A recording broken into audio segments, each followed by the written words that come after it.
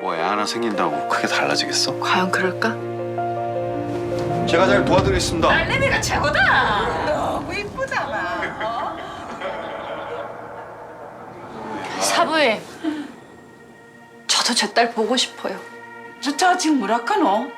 네가 가끔 다른 사람이 돼.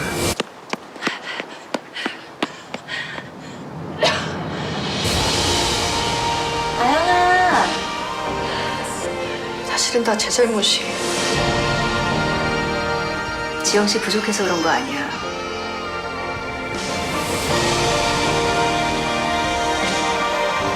지영아, 너 하고픈 거 해.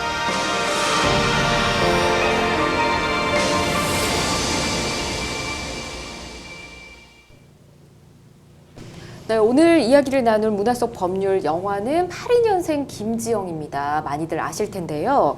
82년생 김지영은 조남주 작가의 동명 소설을 원작으로 한 영화입니다. 82년생 김지영 씨의 일생 기억을 바탕으로 해서 펼쳐놓은 것으로 김지영이라는 사람은 이 시대 그 시대의 모든 그녀들을 대변하고요. 또 그녀들의 삶에서의 성차별들과 여성들의 삶을 어떻게 제약하고 억압했는지를 담담하게 풀어낸 영화입니다.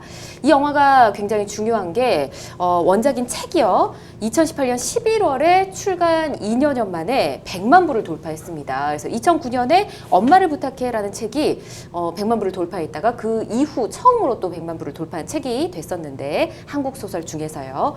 자, 영화 82년생 김지영도 개봉 18일 만에 300만 명을 돌파를 했습니다. 이 영화 기억을 하실 것 같아요, 김 변호사님. 아, 예, 뭐 워낙 많이 이슈가 된 네. 작품이라서 잘 기억을 하고 있습니다. 네, 내용도 아마 아실 것 같은데. 내용은 네. 예, 황 변호사님도 영화 기억하시죠? 네, 저는 기억은 하는데 네. 영화로는 보지 못했고 원작 소설책으로 보아서 아. 나름 여러 가지 공감과 깊은 감명을 받았었습니다. 아, 그러셨군요. 영화가 굉장히 뜨거운 감자였던 걸로 기억을 합니다. 페미니즘이라는 단어를 더 뜨겁게 달구기도 했고요. 영화를 본 남성과 여성 호불호가 이제 정말 극명하게 갈렸던 영화였는데 두 분이 이 영화에 대해서 어떻게 생각하는지 좀 궁금하네요, 김 변호사님. 글쎄요, 저는 뭐 직접 보질 않아서 그런지 모르겠지만 어쨌든 이슈되는 그런 것들만 좀 이렇게 기사를 읽어보고 했었는데 뭐 어쨌든 우리 사회에서 한 번 정도 당연히 이제 그 이슈화 됐어야 되는 그런 사안들이 많이 모여 있는 것 같더라고요. 네. 작품에. 근데 이제 뭐 여성분들은 굉장히 다들 환호하셨을 것 같고 남성분들은 이게 저는 안 봤기 때문에 네. 그렇지만 이 영화를 보는 내내 계속 이제 어떤 그 이슈가 되는 것들이 자꾸 나오니까 좀 불편하시지 않았던가 싶은데 저는 뭐 기사로 이렇게 접했을 때는 아 이런 거 당연히 한번 다뤄줘야지 네. 이런 느낌을 많이 받았었어요. 그러셨군요. 네. 또 황 변호사님은 책으로 먼저 보셨으니까 또 내용에 또, 네. 뭔가 또 다른 느낌이 있으셨을 것 같아요. 그렇죠. 일단 호불호가 극명하게 갈렸던 작품일 수밖에 없는 게 좀 예민할 수 있는 부분이나 아니면 여성들조차도 그 의식하지 못했던 부분을 계속 짚고 넘어가는 부분이 굉장히 인상적이죠. 그래서 좋아하시는 분은 굉장히 좋아하시고 왜 저게 문제가라고 해서 불편해하시는 분들도 있으신데요. 네. 저 역시나 저는 82년생은 아니고 81년생인데요. 네. 그러니까 나이대가 비슷하니까 그 등장인물 주인공이 살아온 환경과도 굉장히 비슷해서 많은 부분이 이해하고 또 공감하는 바도 컸었던 것 같습니다. 그렇군요. 말씀하시다 어쩌다 또 개인정보까지 얘기를 다 해주셨는데 어쨌든 공감되는 부분이 굉장히 많으셨다 얘기를 해주셨고요. 이 영화가 56회 대종상 영화제에서 여우주연상을 받기도 했고 또 56회 백상예술대상에서는 영화 신인 감독상을 받았다고 합니다. 그만큼 대단한 이슈가 됐던 작품이었는데 저희는 또 영화 프로는 아니니까 이 내용을 또 법률적으로 재미있게 해석을 해봐야겠죠. 자, 우선 영화 초입과 후반 부분에 엄마 김지영 씨가 커피숍에서 두 차례 모르는 사람에게 비방을 좀 듣게 됩니다. 처음에는 수치심에 자리를 좀 피했고 두 번째는 저를 아세요? 제가 왜 맘충이고 벌레예요? 라고 되물었게 되는데 이런 비방한 남성에 대해서 법적 제재를 가할 수는 없을까 궁금해지는데요. 일단은 뭐 그 공개된 장소에서 뭐 네. 공중이 있는 앞에서 이렇게 뭐 이런 뭐 맘충 벌레 이렇게 얘기를 했기 때문에 네. 당연히 모욕죄 성립하고요. 모욕죄. 근데 그 상황상 이제 뭐 말싸움을 하면서 남자분이 어떤 그 이제 뭐 피해자가 네. 좀 이렇게 위협을 받을 수 있는 그런 해악을 고지를 했다면 협박죄로도 뭐 형사고소 처벌이 가능합니다. 그렇군요. 네네. 두 가지를 좀 일단은 거쳤고. 근데 뭐 모욕죄 이제 보통 이게 잘 모르시는 경우가 많아서 설명을 드리는데 네. 그냥 뭐 둘이 있는 자리에서 이렇게 뭐 욕을 했다고 해서 모욕죄가 되진 않아요. 예, 모욕죄나 명예훼손죄는 다 마찬가지로 이제 그 공연성이라는 게 필요합니다. 그쵸. 그래서 이제 공연성이라는 거 우리 판례는 이제 뭐 전파 가능성이라고 얘기하고 있는데 결국에는 이제 뭔가 일반 대중이에게 이제 퍼져 나갈 수 있는 그런 가능성이 있다면 이제 그걸 공연성이 있다고 해서 처벌을 하고 있거든요. 네. 그래서 뭐좀 어느 정도 이제 뭐 한 명한테 전달을 해도 명예훼손도 될 수 있기는 하지만 어떤 어느 정도 이 그 누군가에게 전파될 수 있는 가능성이 필요해요. 네. 그래서 뭐 이 가족 간의 뭐 욕설이나 이런 것들은 이제 명예훼손이 되지는 않죠. 예, 대부분의 그렇군요. 경우. 그리고 또 모욕죄 같은 경우는 친고죄이기 때문에 이제 뭐 그 합의가 되면은 네. 또 처벌이 되지는 않습니다. 그러니까 그렇군요. 이제 그 뭐 고소를 한다고 이 고소를 해야 되고 모욕죄 같은 경우에는 이제 명예훼손죄는 이제 반의사불벌죄라고 해서 수사기관에서 뭐 수사는 할 수 있어요. 그런데 이제 피해자가 저는 뭐 처벌 원하지 않습니다. 그러면 또 이렇게 수사가 종결될 수밖에 없는 그런 범죄입니다. 네, 예. 그렇군요. 모욕죄에 대해서 집중적으로 좀 말씀해 주셨는데 명예훼손도 지금 잠깐 네네. 언급을 해주셨거든요.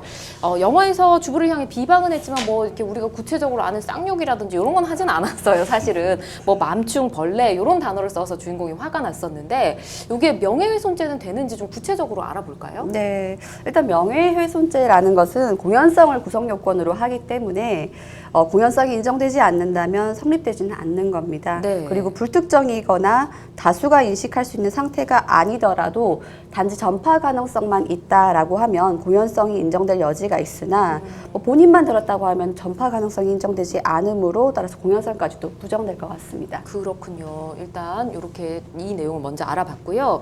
극 중에 이제 김지영 씨의 이상 신호가 처음으로 발현된 곳이 바로 시댁입니다. 근데 또 우리도 민족 고유의 명절 추석을 앞두고 있지 않습니까? 이맘때만 되면 뭐 시댁 갈등 관련 이슈가 굉장히 많이 떠오르게 되는데 자, 잠시 영화를 떠나서 실제로 이 시댁 관련 상담이 많은지 좀 궁금해지네요. 김 변호사님 얘기부터 들어볼까요? 일단은 뭐 저는 가난할 걸 많이 하지는 않는데 네. 이제 같이 있는 뭐 친구들 얘기를 들어보면 이맘때가 아니라 이제 명절 지나고 나서 이제 많이 상담이 들어온다고 해요. 네, 그리고 실제로 명절 통계적으로도 그렇다고 합니다. 아, 이혼율이 높대요. 그때 예. 이혼 소장 접수나 네. 그런 것들이 많이 있고 해서 아무래도 이제 그렇겠죠. 가서 이제 왔다 갔다 하면서 이제 거기서 이제 뭐 하다가 싸우고. 이제 결국 싸우고 차 밀리고 네. 더 짜증 나는 상황에서 이제 뭐 네가 잘못했니 뭐 이렇게 어떤 속에 있던 얘기들을 꺼내 놓으면은 네.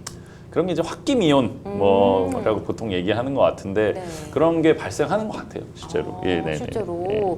황 변호사님은 어떠세요?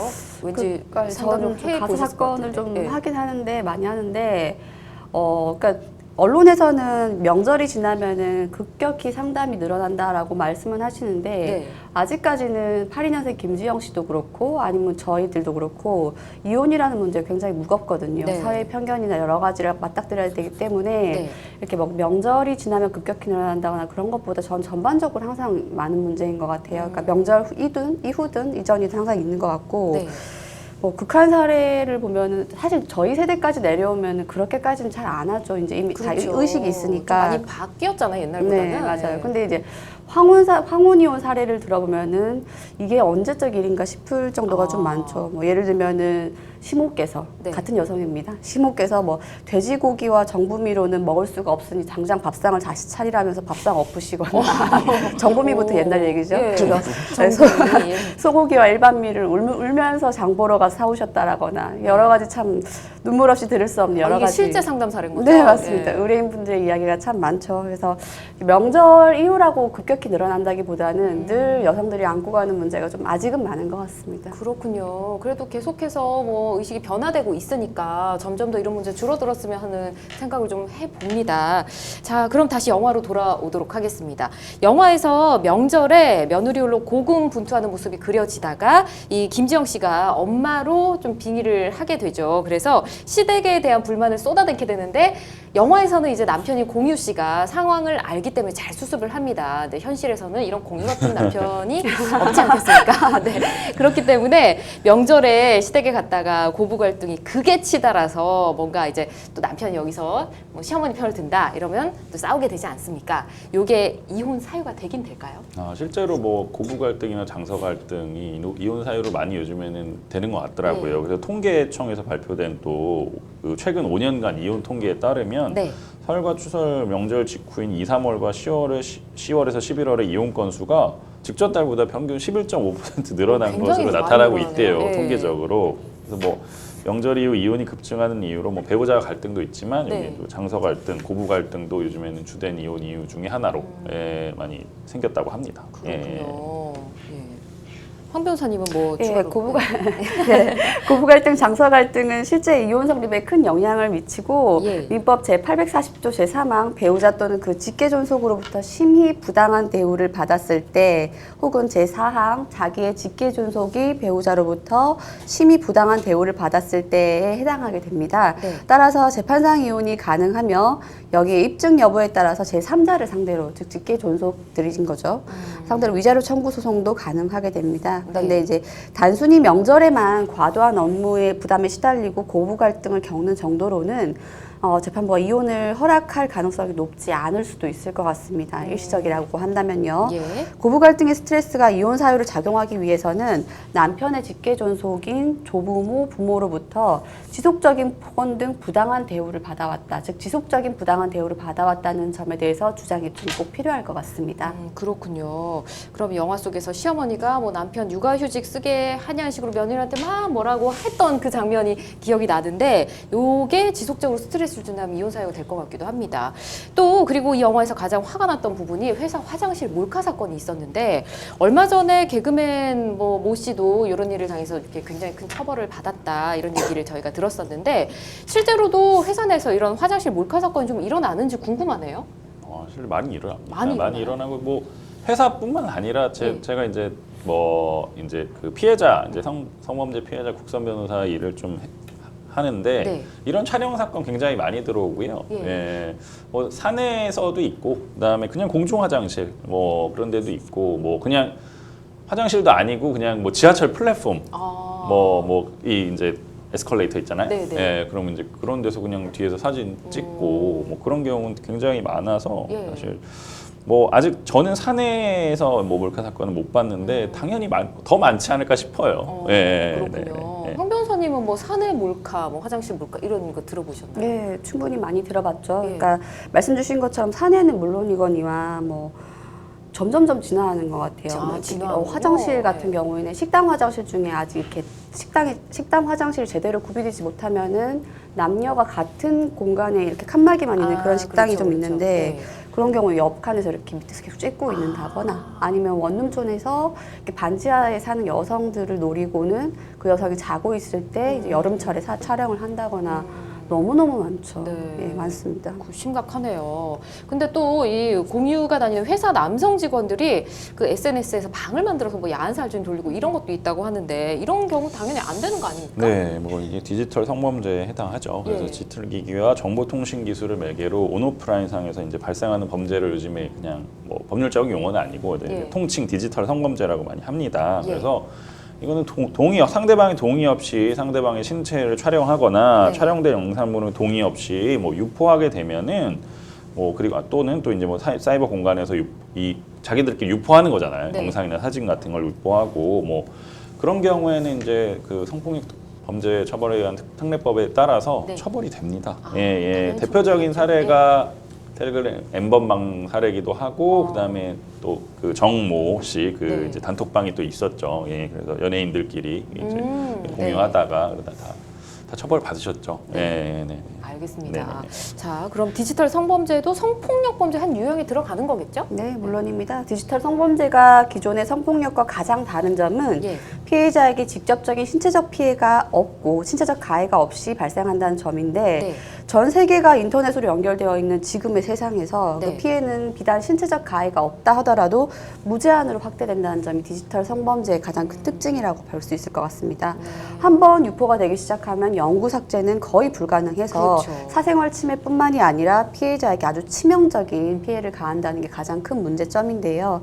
게다가 불법 촬영의 경우처럼 불특정 다수가 피해에 노출될 가능성이 있습니다. 네. 아울러 자신이 피해자라는 사실조차도 모르거나 인지하기까지 상당히 오랜 시간이 걸릴 수 있다는 것도 피해자에게 큰 공포로 다가오는 것 같은데요.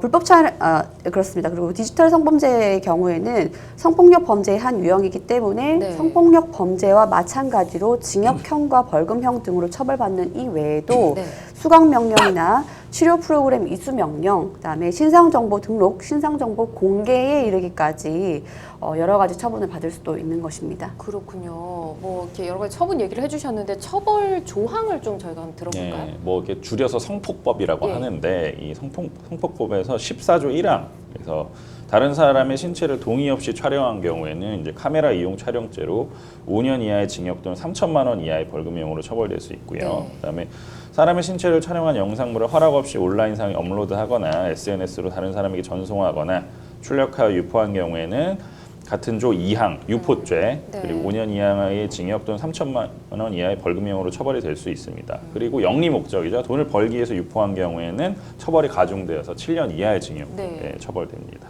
예. 그렇군요. 죄에 비해서 이 처벌이 너무 가벼운 게 아닌가라는 생각이 듭니다. 자, 오늘 82년생 김지영을 통해서 법률적으로 해석을 좀 재미있게 해봤습니다. 굉장히 많은 내용들이 있었는데요.